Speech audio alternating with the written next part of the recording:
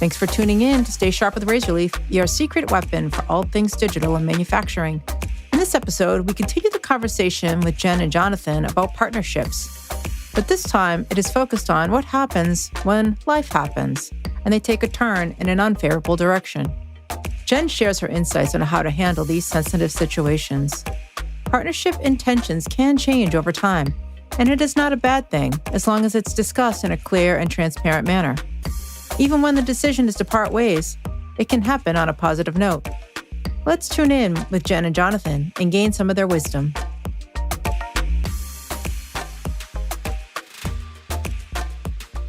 Welcome back to Stay Sharp with Razorleaf, our podcast about all things digital related to products and manufacturing. And I am one of your hosts, Jonathan Scott. And you're probably thinking, this seems weird. Why is he talking first? Or at least if you listen to our other episodes, you'd be thinking that. It's because this week I get to play host of the podcast since Jen is our special guest. So welcome, Jen. Thank you. Seems ridiculous since we're co-hosting this every week, but the reason though we're doing that is we're coming back to a topic we touched on once before that you are an expert for. So I'm glad we're doing this to have you as our special guest this week. And that topic is about partnership, right? And in this space, we talk a fair amount about the technology and projects and vendors and how you get things done and, all around this topic of digital. And the idea of partnerships, who you work with, who you bring to the table, who you put on your team to do projects in this space is pretty important. And we touched on it once before. I think we've got more we can cover today. But before we dig into that, Jen, can you remind the audience of your background and what you do and that kind of thing about why you're an expert in this area? I can, although I got to tell you, every time somebody calls me an expert in anything, like, no, that implies way too much.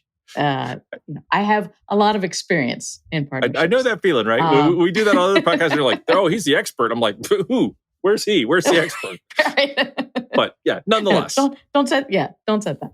But I've been in, and I think, I gave a fuller description from our first podcast on how to choose the right partner. So if anybody really wants to get into my whole story, they can listen to that or go out to LinkedIn. It's kind of encapsulated in some of that too. But I joined Razorleaf a couple years ago. And every time I listen to your introduction or somebody else's introduction, I'm like, okay, I've been doing partnership. They're focused on partnerships for about as long as you've been in the PLM space.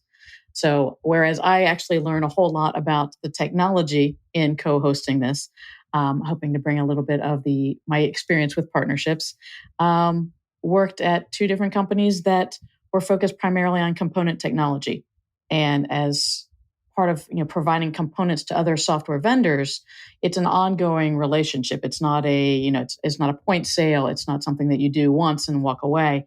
It's an ongoing relationship. So there's a lot of similarities between partnerships and actual relationships. So maybe this will sound a lot like marriage counseling. I don't know. It's possible. But you're right when you said we focus a lot on the technology itself. And that's not just here on the podcast. It's not just, with our customers and our prospects. It's actually the industry in general focuses a lot on technology because as difficult as technology is, sometimes it's a whole lot easier than people. Yep. But until the technology, and it may be coming, deploys itself and works on its own, it could become like AI is a thing. Okay. People are still going to play an important role, and who you choose to partner with is going to be critical. I think that's well said. Right, we do focus on technology probably too much in this industry sometimes, and it does have a lot to do with what we know, what we think we know, and what's tangible and easiest to deal with, and the people part can be more challenging. So it's good for us coming back to this topic, like others that we've done on the podcast, where it's like, let's touch on something other than the tech, because it can be just as important to the kinds of work people are trying to do and goals that they have. So, coming back to that, like you said, last time we talked on this topic, we used the analogy about relationships a lot, which makes sense because we're talking about partnership, which is kind of relationship. But I just to level set, I think for the audience a little bit, I want to mention the kinds of partnerships that we're talking about, because it would be easy just diving in to pigeonhole this into, oh, you mean like a partnership between two tech companies, like one where one tech company licenses somebody else's tech, Right. and sure, we can be talking about that. That's one kind, but we're also Right. talking about that. You engage, you as maybe an end customer of some kind of digital product solution, engage with a partner, a reseller, a vendor, and who knows, right? Teams of people. This can apply to a lot of topics, but I just want to level set. We're not talking about a specific thing here. We're talking about partnerships in general, right? Right. We're talking about leaning into someone else's expertise or experience to augment your own and to achieve a particular objective. Right. And how you do that, and why you might do that a certain way, and what do you do when you get bumps in the road, and all those things, right? But that's the common thing is you're trying to work with another organization, another team, and get to some shared objective. Right. And I think last time, we talked a lot about it was how to choose the right partner, right? So it was a lot about knowing what you need, where you want to go, what kind of expertise you need, knowing your timeline, your budget, why you want to do it. Like, are you going to, to compress your time to market? Are you going to accelerate innovation? Or, like basically, what are you doing? But we kind of got to the end of that podcast and we're like, what happens when things don't always go exactly as planned? Right. So that's the leaning into partnership is kind of the topic for today. Yeah, or at least that's the nice way of saying what happens when you don't get what you want. No, it's what happens when life happens. That's right. The answer to my question, by the way, is experience. That's what somebody told me a long time ago. Experience is what you get when you don't get what you want. I'm like, all right, fair enough. That's true. Right. It's true, and it generally speaking can well leveraged experience helps you get further to what you want. Exactly. All right. So digging into that a little bit, like you said, last time we talked about how to pick a partner, things to look for, things to consider. I remember we talked about aligning core values and open communication, and we don't need to rehash the episode here. People can go listen to that one. But so picking up on that thread of when things don't go quite right or they're not exactly what you want, how do we dig into that? What are the things that can happen that we need to think about and how we'd be ready to deal with that? Right. So it's, we're assuming largely that you did do all the right things. Right.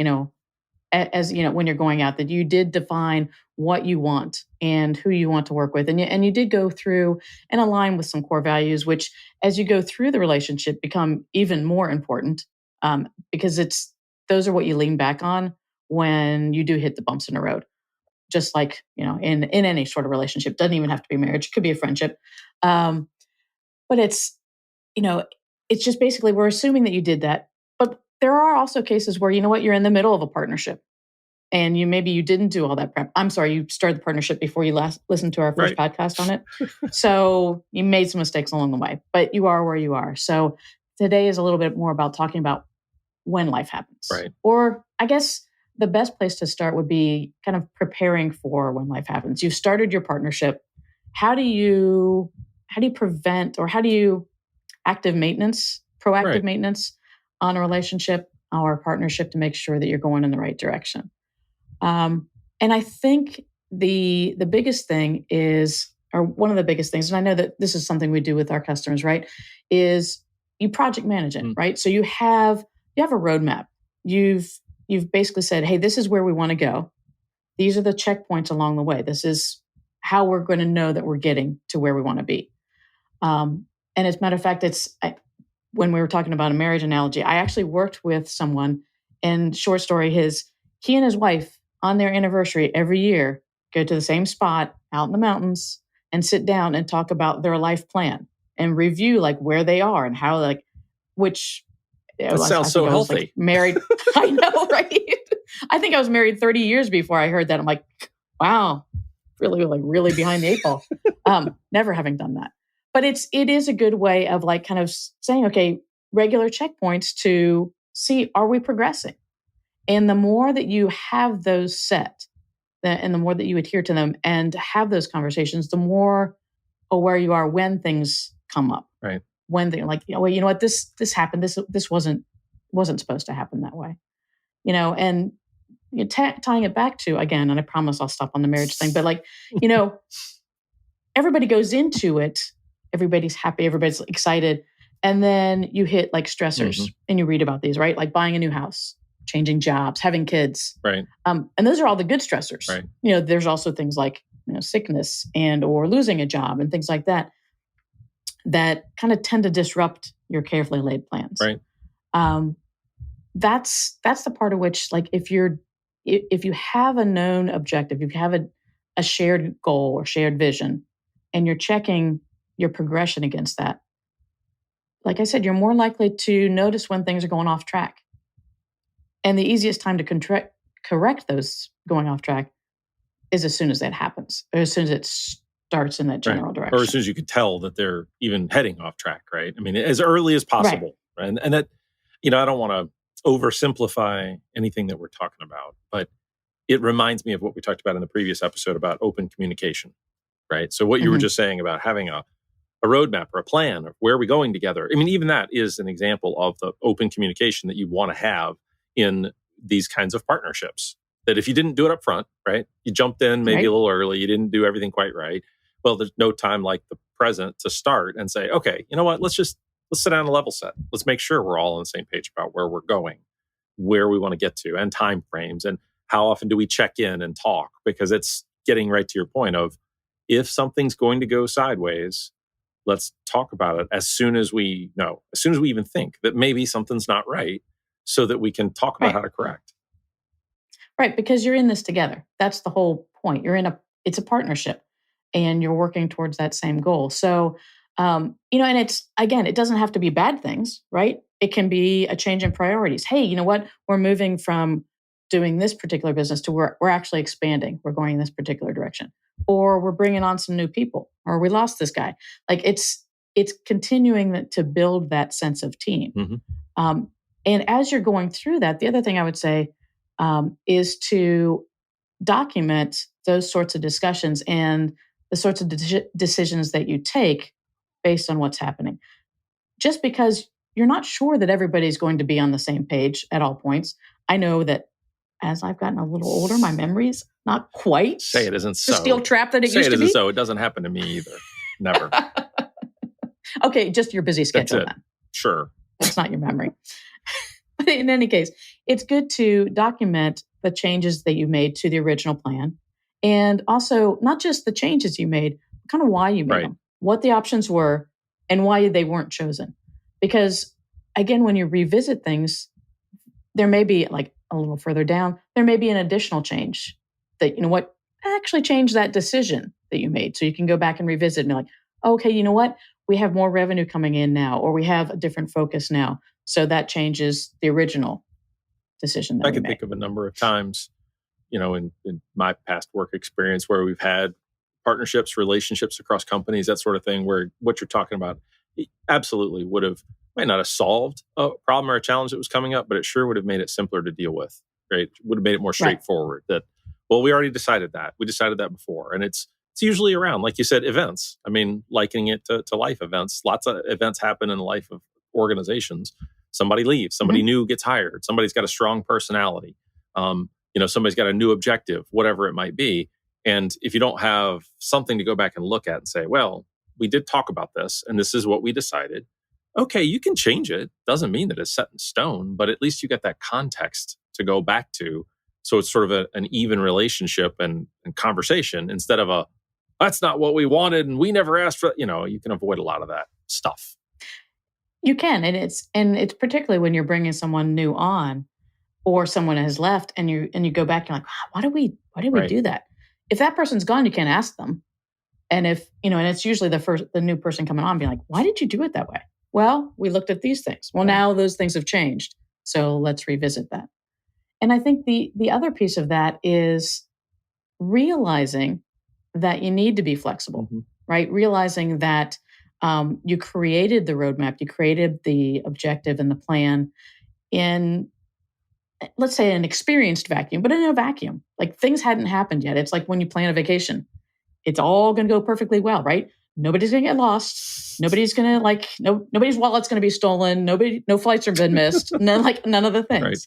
Right. But, anticipation is great, but when you get into real life, you do need to be flexible. And if you can't have that right mindset, you're going to find yourself locked into decisions that are no longer really the best decision for your company. Right. That being said, you can't go completely off the rails, right? You can't be like every new happening that comes along can't require a modification. So you do have to have a balance of flexibility and discipline to stay the course. Sometimes you just have to ride through rough patches, but sometimes you do need to make adjustments. Well, that reminds me of another thing that we talked about previously on this about alignment of values and making sure you're on the same page with whoever you're partnering with, right? Because that conversation is tough if you just don't see things eye to eye. One person, something goes wrong and they want to make a change immediately. The other party, if their feeling is, no, you ride things through and you look for the long view, and that, it's tough to rationalize that. But hopefully, if you did do that piece right, you did that step well, you can have that conversation, right? You can talk about what you want to change versus what you want to stick to, and you can make those decisions together. Well, and to your point, it's never too late to have that discussion on core values. Sometimes when a conflict comes up, that's a great opportunity to be like, okay, well, this is the way we look at things. Like this is our primary, this is our focus, and this is how we want to run things. What's been your experience? And you can sometimes uncover things that you should have known beforehand or should have asked beforehand. But even knowing them at a later point helps you understand your partner's perspective and what they're going for. Now, at some point depending on how big the difference is, that may require some bigger changes. But let's hope that let's be optimistic and hope that identifying them and recognizing each other's perspective helps you work better together. I want to throw a specific example on the table, and maybe not super specific because the details don't matter, but the kind of challenge that I've seen come up plenty of times, whether it's two technology companies partnering, or a vendor of software selling to a customer and they're partnered somehow. Scope is one that comes up a lot, right? Like something changes in the scope. Somebody needs something different. The vendor says I can't do that, or the customer says I need to have that. Something changed in my business. I got to have it. That's the kind of thing we're talking about, right? Life happens. Somebody needs something different. Now what?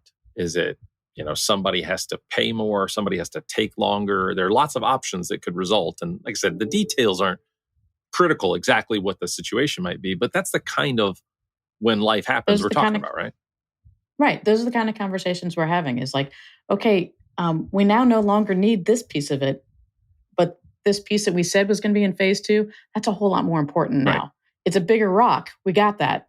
So, hopefully we realize that it might cost a little more, or it might take a little bit longer, but it's a higher priority now.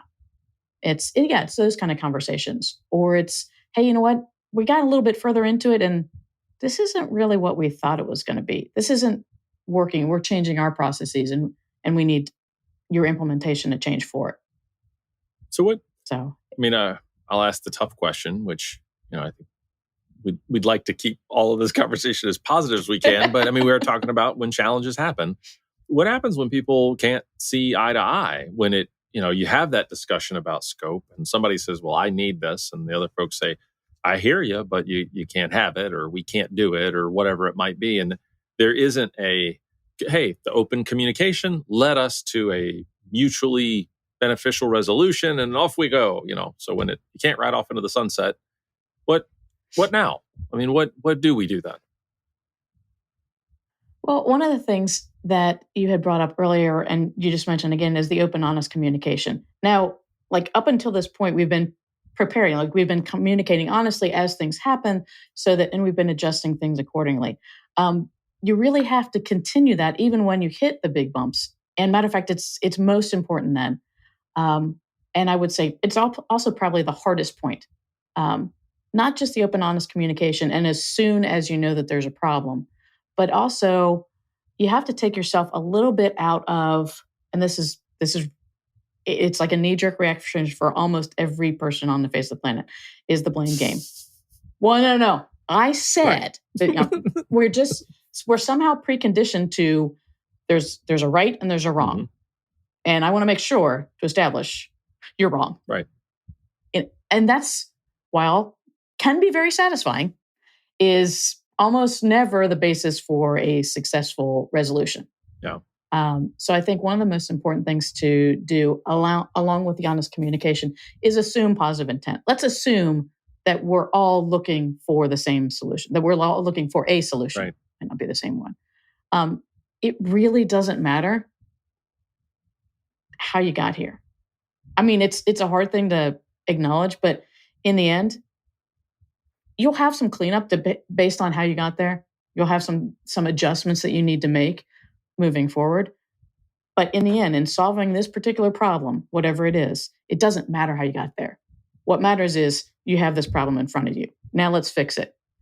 Once we get through this, let's figure out how to not do it, right? That's what postmortems are about. Right. Let's figure out how not to get here again. So I think those are two of the biggest things. It reminds me a little bit of, and maybe I'm going to connect the dot that shouldn't be connected, but Stephen Covey's 7 Habits of Highly Successful People, right? One of those principles is about looking for a win-win, right? So in any transaction, in any interaction, relationship like this, how can both parties win instead of looking at interactions like that, challenges like this, as a win-lose kind of situation? Like you said, a blame game. Like, well, this happened. It's your fault. Therefore, I shouldn't have to pay, whether that's pay money or pay time or pay emotionally. It's not my fault. So it's yours. You have to solve it. That sort of, win-lose mentality is what he's talking about in the book. Like, try and avoid that, because you're going to do a lot better long-term in relationships if you're looking for, how do we both come out of this with what we need? And it feels like some of what you're talking about, right? Yeah. Matter of fact, I will see your book recommendation and raise you one, because it's kind of the next point is, if you're going to stay out of the win-lose mindset, okay, the first thing that you can do is own your own part in the challenge, own your own part in the problem. One of my favorite self-help kind of guys is Jocko Willink, and he's the SEAL, right? He is a Navy SEAL. He wrote a book called Extreme Ownership. And it talks very much about, like, whatever, there is always something that you could have done better as well. Own that piece. And matter of fact, if you are the first one to do that, it really kind of tends to set the tone, because people are like, oh shit, like, very rarely do. I mean, yes, does it happen that somebody would jump in and be like, see, I told you it was your fault? Mostly the reaction is soul searching across the board, right? Like, oh wow, I mean, yeah, that's true. You could have done that better, but since you said that, I probably could have done this piece better. Right. Or we couldn't have foreseen that was going to happen. So owning your own part is a big part of, solving the problem and creating that open exchange. Yeah. Start by bringing your defenses down rather than putting them up. Right. Right. That's certainly going to get you to problem solving faster, to your point. It is. And then, I mean, it also helps with the assuming the positive intent, right? Because if you're working with someone and you let your defenses down like that intentionally, then they're going to see that and be like, oh, they really are less focused on pointing out who's right and wrong and more focused on finding a solution. It's funny how much this goes back to the idea of the right way to get into the partnership to begin with. Because if you find yourself at this stage listening to the advice that you're offering, Jen, right? And somebody's going, yeah, but this partner I've got, I don't think I could do that, because as soon as I let my defenses down, they're going to be on the attack. Hopefully you're thinking to yourself, wow, did I get into the right relationship if that's how I expected that we would behave together, is that as we ran into challenges, I'd have to be on the defense all the time because they're going to try and take advantage or whatever it is. It takes you right back to, think about those things before you jump in to work together. Well, and it's funny how often nobody does consider core values, or like, it's just like, okay, do they hit the technologies? Do they hit the skills that I need? Personality is a big thing, and companies do have personalities. I mean, it's, I'm not gonna name any, but certain organizations are known for their ability to partner or not partner, or their aggressive sales style, or companies have culture and it shows. And the important thing about core values is that's when they're important, is when things are not going well, is because you've got that shared sense of direction, a shared sense of this is how we respond to challenges. That reminds me of something else that when we're on this topic that I think of, and this is my own baggage that I bring to the conversation, experience as in our industry years and years ago, right? When I was starting to work with some technology vendors and even back when I was in engineering, I would sort of convince myself that, well, you can set some of that to the side. It's not as critical as make sure the technical stuff's right because, it's just a quick project. It's just a short thing. Probably won't run into any problems. Won't need to worry about that. It won't, we won't get to the stage where there's any issues. And now with experience that I look back on it, I'm like, don't kid yourself, right? I mean, that's the place I guess I'm going to offer some advice on our episode today. Yes, please do. Don't kid yourself, right? Any relationship that you're going to get into with a technology partner, somebody's going to sell you something, somebody you're going to sell something to, right? I mean, for the tech vendors out there listening to this, don't kid yourself. It won't be smooth. I mean, and it's fine. It's not a problem, but just don't kid yourself because when you stop, sort of making these ridiculous assumptions that, well, I'll just have a relationship and it'll be totally transactional. There'll be no people involved. We'll just do it and it'll be done. It'll be great. The instant you convince yourself of that, you've set yourself up for a problem because you're not ready for the things that will come up. And, everybody knows this if they just sit and try to listen to what I'm saying for a minute. Like, yeah, you're right. Well, that's, but that's the very basis of every self-help book that I've ever read, right? It's like you read it and you're like, duh, of course. That's exactly. Thank you for putting in writing what I should have known anyway. But you did have to read it. You're right. You had to read it to believe it. Well, and I would say it's even not just assume that like things will be fine. It's also recognize the red flags. Mm-hmm.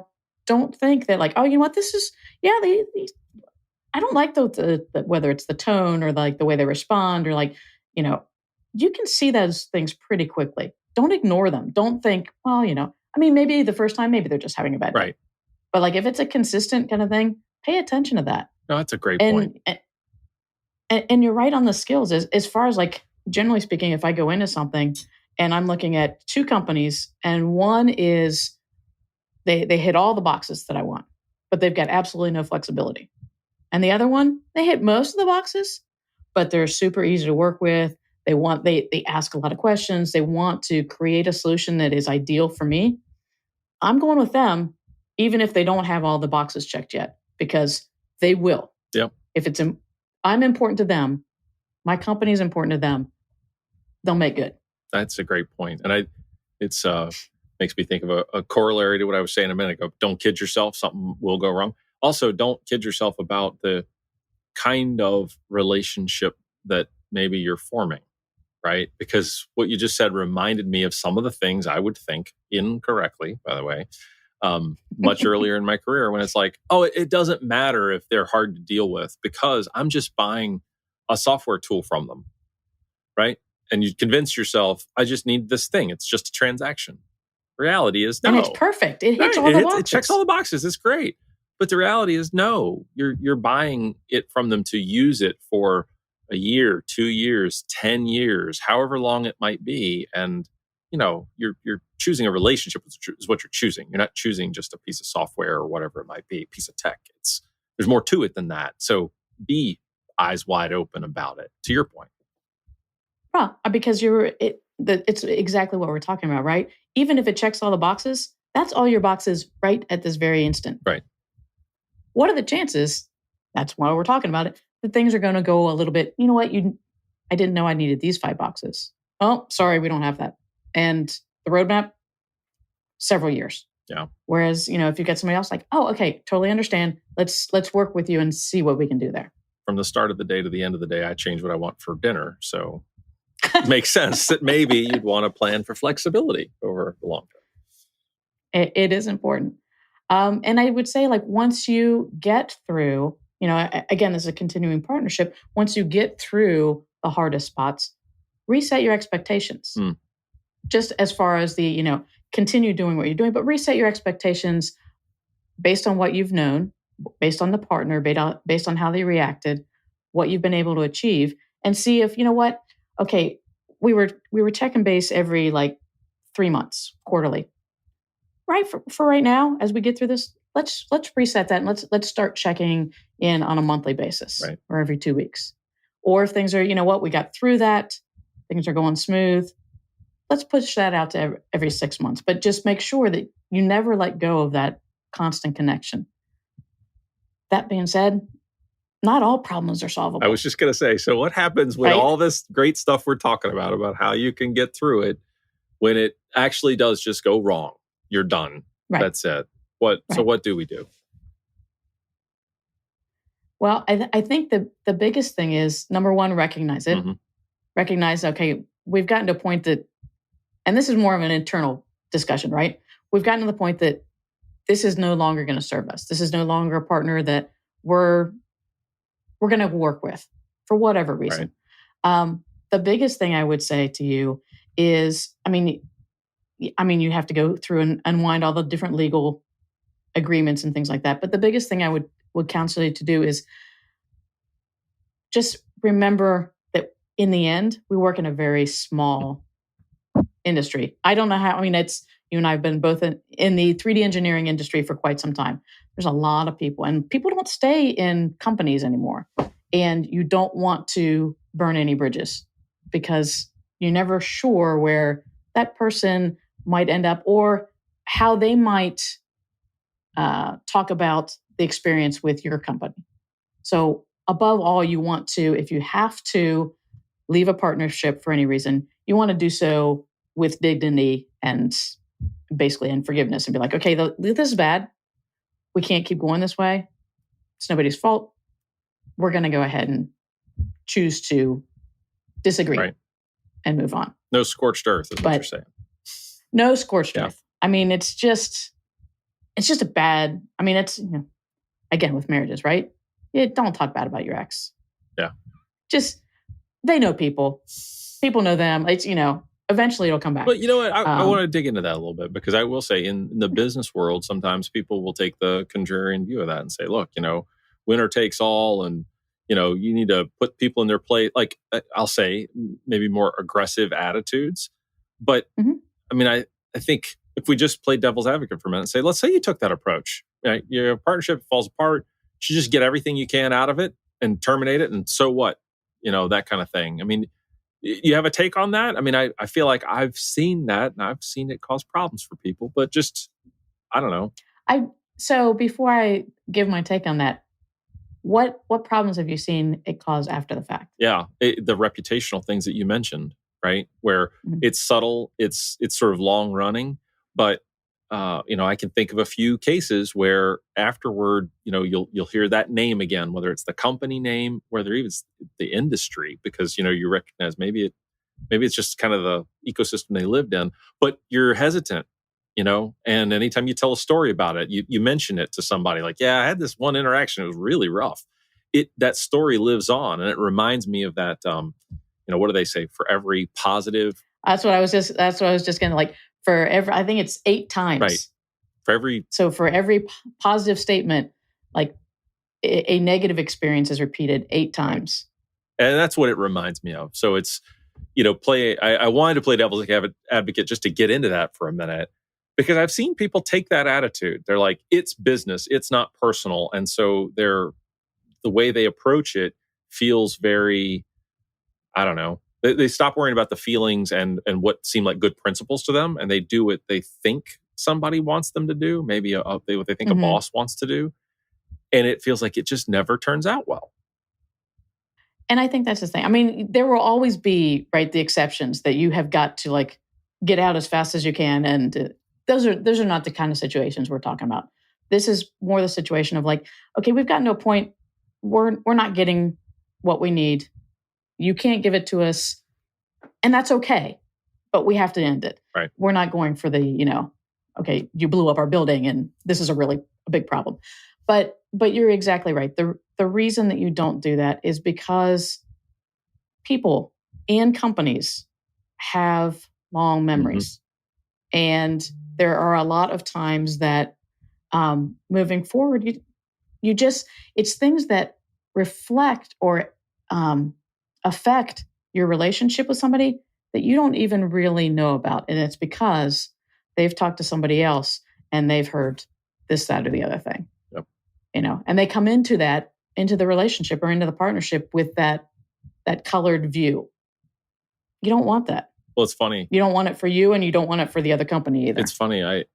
In the way that we're talking about this, like, well, if this is neutral, right, and you could be here and you don't really want to be negative in terms of how you exit that relationship because that can carry forward for a long time. I've seen it go the opposite way, right, which is the extra benefit of exiting a tough situation well, right? Coming out of it, doing it with grace, with some forgiveness for the other party, for, hey, let's find the best exit for both of us out of this. I've seen that work really well, actually. Very good examples of that where, the folks that we've hired here, but it was out of a difficult situation that they're like, I was really impressed with how you guys dealt with that. That was tough. Maybe my company didn't deal with it well, but 10 years later, they look back on it and they're like, yeah, I feel like you were really fair in how you did it. And I'm not trying to toot Razorleaf's horn. I've seen it in other contexts too, right? But it's a good lesson to learn that in the way that the negative can really hurt you, the positive can actually really help you reputationally later in these kinds of situations. Without a doubt, because everybody knows that life happens. Everybody knows that you're going to run into challenges, and it's how you handle those, even the worst ones, that gets noticed. And, I don't know how many times, like, I've heard the situation like, this company was honest enough to tell me they couldn't do what I wanted to do and helped unwind the relationship. And I really valued that. So I'm going to go back to them with something I know they can solve because I trust them to identify when they can't, rather than like, oh yeah, it's fine. We can do that. Right. Because it goes back to core values. It goes back to honest communication and really wanting to partner. Yeah. And realizing what that means. Funny, bad news equals more business. It happens though, right? Graceful handling of bad news. Fair enough. Not just bad news. Bad news. Bad news, period. Sorry. Well, Jen, we should probably leave it there. I think we've covered maybe the thing that we didn't dig into last time on partnerships, which is what happens when the unexpected happens or when life happens. And I feel like we've dug back into our analogy very well related to relationships, friendships, marriages, whatever those might be, and how it relates to organizational relationships and partnerships and things like that. I think that analogy has been still very appropriate in terms of how you deal with things when things go wrong. Any parting thoughts from you as we're wrapping up? I think that I would just re-stress the alignment of core values and as early as you can in the relationship, but even if you don't do it up front, doing it when conflict arises, and positive, open, honest communication, which again, right? Aren't those the same things that you're looking for in any relationship? Indeed. Good. Well, I think this has been another good conversation about that, about partnerships and relationships and what we should try to keep in mind with good analogies. And I want to say thanks, Jen, for being the guest today. Sure. Appreciate all your... It's fun to be on this side of things. It is, isn't it?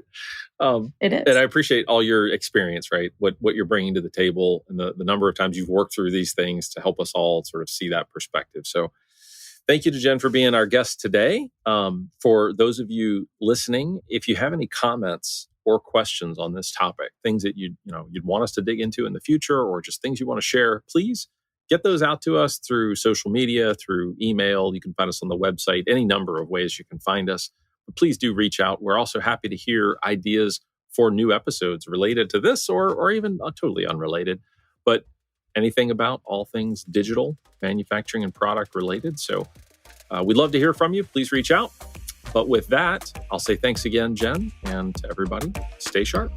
Thanks. Thanks for being here and listening to this episode of Stay Sharp with Razorleaf.